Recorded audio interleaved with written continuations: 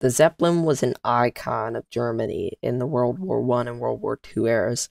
Though not very well known today, the Zeppelin that you may know is the Hindenburg, and in this documentary we're going to delve into the history, structure, and other things with Zeppelins.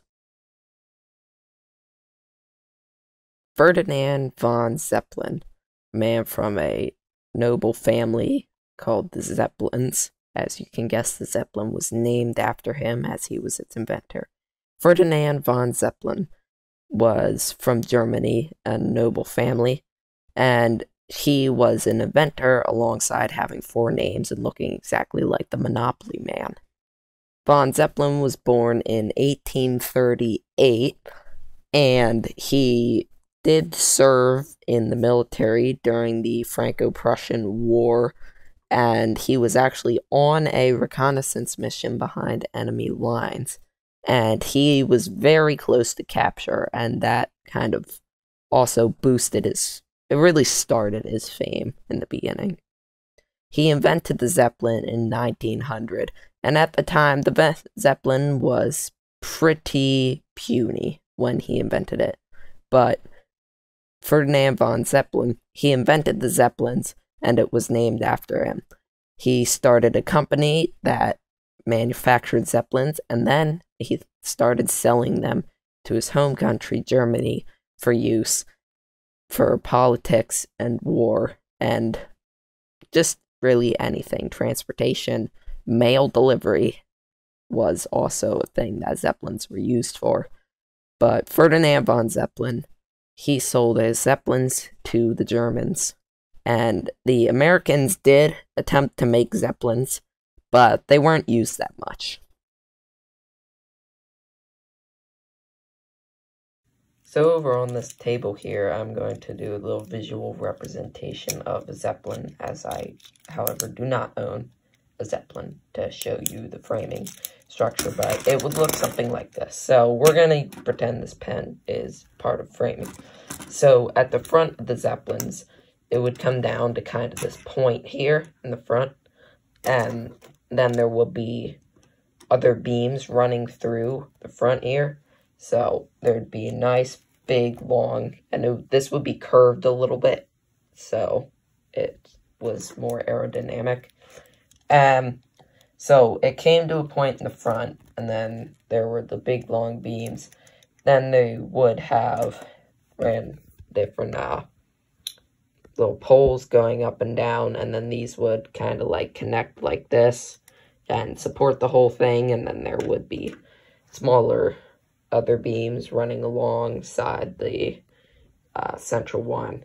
Then this would be covered with a aluminum here, very light, so it would be covered with this aluminum, and then it was basically just a giant balloon, and then they would fill this with hydrogen or helium. And hydrogen and helium connects right back into my next point. So, helium was the main lifting gas of the Zeppelin for most of its lifetime. The reason being why it was most of the time, because hydrogen had a small problem. But anyway, the hydrogen was introduced later on in the Zeppelin's life, but the helium, as it was the lightest gas currently known at the time, was used. Then hydrogen was discovered to actually be lighter than helium, and they started using that. However, one problem with hydrogen was it was flammable, and, well, there's kind of fire in a Zeppelin. Fire in the engines, and the engines heat up, because the engines were quite powerful, especially in the later ones. Anyway, it would heat up, and then the hydrogen would catch fire. And we'll get more to that. It's Germany. It all started in Germany. Germans bought it, Germans used it, and the Americans made Zeppelins, but they didn't get used much, especially after the Hindenburg disaster. Anyway, getting us to the Hindenburg. The Hindenburg was used, other than for propaganda flights in Germany, was used for America to Germany transportation. Yes, this was the first form of air transportation across the Atlantic. And it was pretty revolutionary because you could get across the Atlantic in 2 days average, and the fastest flight recorded was a little bit over 1 day.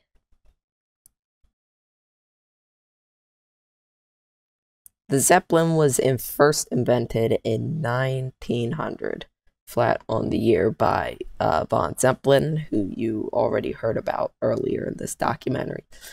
So the Zeppelin was invented in 1900, and at the time it was pretty not good. They were slow. It was powered by a 16 horsepower engine, which is dwarfed in comparison to the 1,000 horsepower engines of the Hindenburg. And it was mostly used in World War I for reconnaissance missions and bombing missions. They were awful at bombing. Their bombs did not drop accurately. And at one point with the Hindenburg, they would airdrop mail out of it. They would tie a piece of mail to a parachute and throw it out the back. It didn't really work. So that ended quickly. But then it just got used as mail transportation, rather than trying to throw the mail out the back and parachute it down. And when the Hindenburg crashed on May 6, 1937, the Hindenburg, on its first flight of the season, also when they switched to using hydrogen for the lifting gas. So the significance of the Zeppelin was mainly that it was one of the first areas moving into flight transportation, though it didn't last very long.